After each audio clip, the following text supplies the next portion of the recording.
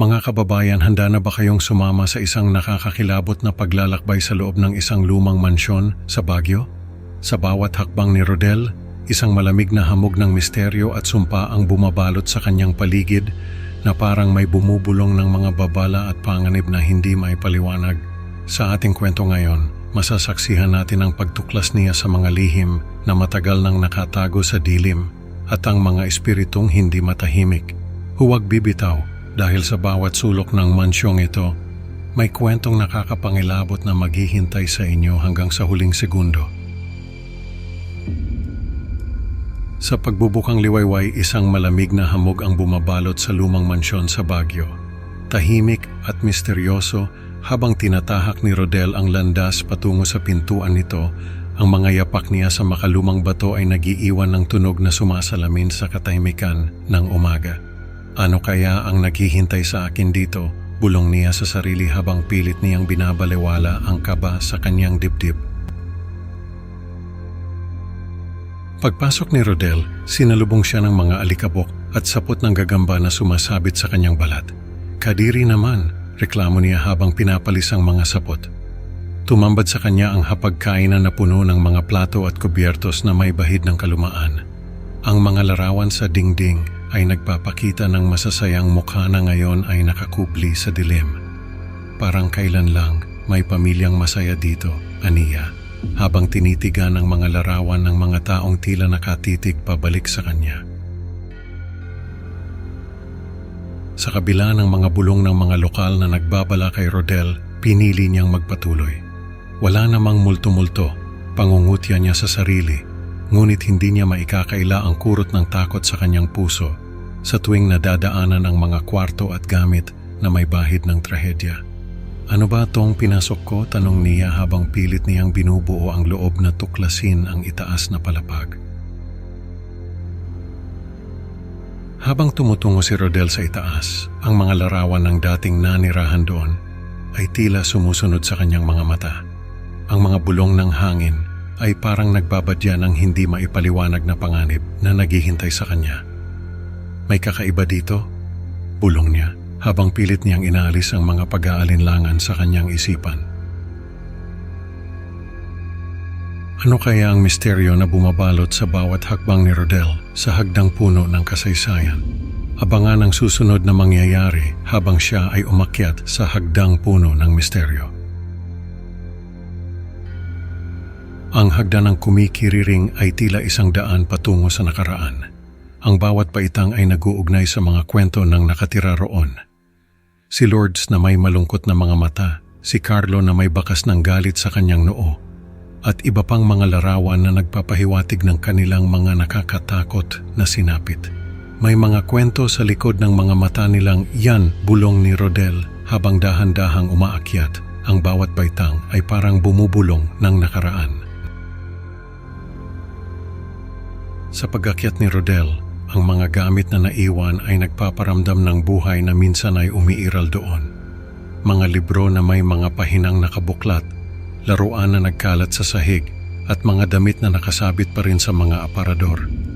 Parang bigla na lang silang nawala, aniya, habang sinusuri ang mga gamit na parang may sariling kwento.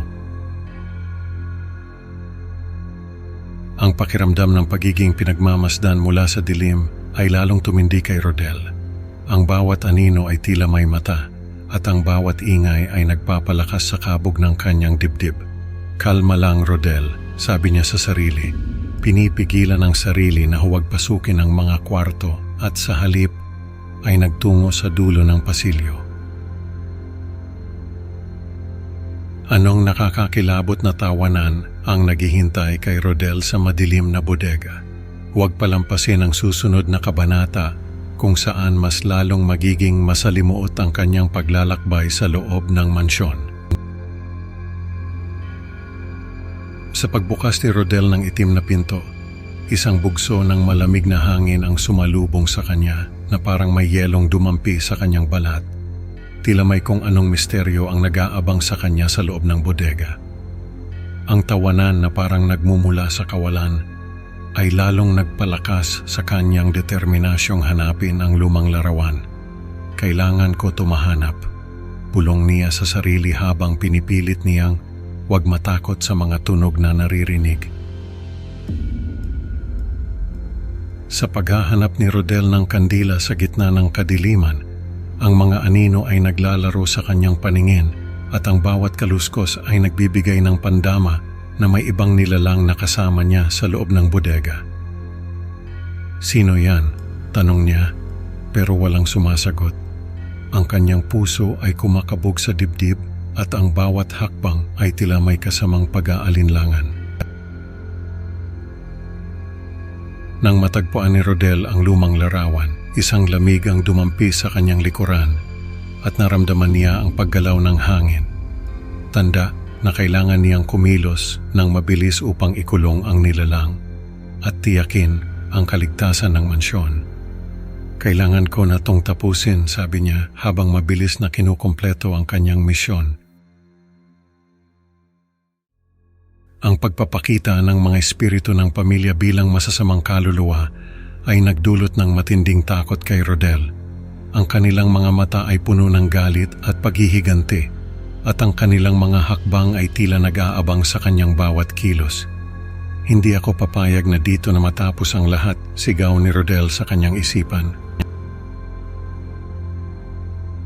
Ano kaya ang susunod na mangyayari kay Rodel sa kanyang pagbaba sa kusina? Ang katahimikan ba ay magiging hudyat ng mas malalim pang misteryo? Sa pagbaba ni Rodel sa kusina, ang katahimikan ay bumalot sa paligid. Ang mga kaldero at kawali ay tahimik na nakasabit at ang mga kabinet ay sarado, ngunit ang pakiramdam ng kapanatagan ay pansamantala lamang. "Parang may mali," bulong ni Rodel habang ang kanyang mata ay naglilibot sa paligid, naghahanap ng kahit anong senyalis ng panganib. Ang paghahanap ni Rodel ng lihim na lagusan sa pamamagitan ng maluwag na laryo ay naging isang laro ng paghahanap at pagtuklas. Ang bawat sulok ng kusina ay puno ng mga palatandaan at pahiwatig. "Dito kaya?" tanong niya sa sarili habang itinutulak ang bawat laryo na mukhang kakaiba. Sa pagbukas ng lagusang gamit ang larawan, isang daan patungo sa nakaraan ang nagbukas kay Rodel. Ang cellar ay puno ng mga lumang bote at kahon, at ang kahadiyero na naglalaman ng lumang mapa ay nangangako ng mga sagot at pagtakas. "Ito na ba ang hinihintay kong sagot?" ani Rodel, habang dahan-dahang binubuksan ang kahadiyero. Ang mga sagot na nasa lumang mapa ay maaaring magbukas ng bagong kabanata o magdala ng mas malalim pang panganib. Ano kaya ang naghihintay kay Rodel sa kanyang pagtakas? Sa bawat hakbang ni Rodel, ang kalampag at sigaw ng mga espiritu sa lumang mansyon ay lalong nagpapalakas ng kanyang kabog sa dibdib. Tila ba ang bawat sulok ng bahay ay buhay at sabik na siya'y mahuli. "Kailangan ko nang makahanap ng lusot," bulong niya sa sarili habang mabilis na kinakapa ang mapa sa kanyang bulsa. Ang bawat segundo ay mahalaga at alam niyang ang kanyang pagtakas ay isang karera kontra sa oras. Habang tinutuntun niya ang daan palabas, ang mga anino sa paligid ay tila nagiging mas malikot at mapanlinlang. Ang mga pintuan ay nagbubukas at nagsasara ng kusa, habang ang mga ilaw ay kumikislap-kislap na tila mga matang nagmamasid at nagbabanta. "Huwag kang matakot, Rodel," sambit niya sa sarili. "Malapit ka na." Ang bawat hakbang ay nagdudulot ng mas malakas na ingay na parang bawat espiritu sa mansyon ay nagtipon-tipon para pigilan ang kanyang pagtakas. Nang sa wakas ay narating ni Rodel ang malaking pinto, isang malalim na hininga ang kanyang pinakawalan. Subalit hindi pa dito nagtatapos ang kanyang pakikipagsapalaran. Ano nga ba ang naghihintay sa kanya sa labas ng mansyon? Nakauwi na si Rodel at sa wakas ay nagkaroon siya ng pagkakataon na buksan ang lumang mapa. Sa bawat guhit at simbolo, unti-unting nabunyag ang isang katotohanan na hindi niya inakala, ang titulo ng mansyon at ang eksaktong address ng kanyang tahanan. "Ito na ang susi," aniya habang unti-unting nagliliwanag ang kanyang isipan sa mga dapat niyang gawin.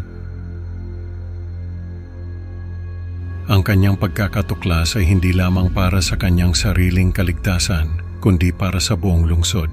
Sa tulong ng mapa, nagkaroon ng daanang lungsod upang gibain ang mansyon at tuluyang mapahinga ang mga espiritu. Para kay Rodel, ito ang kanyang pagkakataon upang itama ang mga hindi sinasadyang kasalanan sa pamilyang naapektuhan ng sumpa. Ngunit habang nagtatapos ang kwento ni Rodel, isang babala ang naiwan sa ere. Ang mansyon ay maaring gibain, ngunit kung ito'y mananatili at may iba pang mangahas na pumasok, ang sumpa ay magpapatuloy. Ang mga nakakakilabot na pangyayari sa lumang mansyon sa Baguio ay hindi magwawakas at ang sinumang mangahas ay maaaring maging susunod na biktima ng sumpa. Sa huli, natutunan ni Rodel na ang pagharap sa nakaraan ay susi sa paglaya ng kasalukuyan. Salamat sa pakikinig, mga ka-Creepy Pinoy Stories. Huwag kalimutang mag-like at mag-subscribe para sa mas marami pang nakakakilabot na kwento. Excited na akong makasama kayo ulit sa susunod na upload.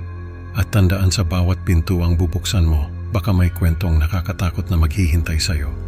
Mag-ingat ka, baka ikaw na ang susunod.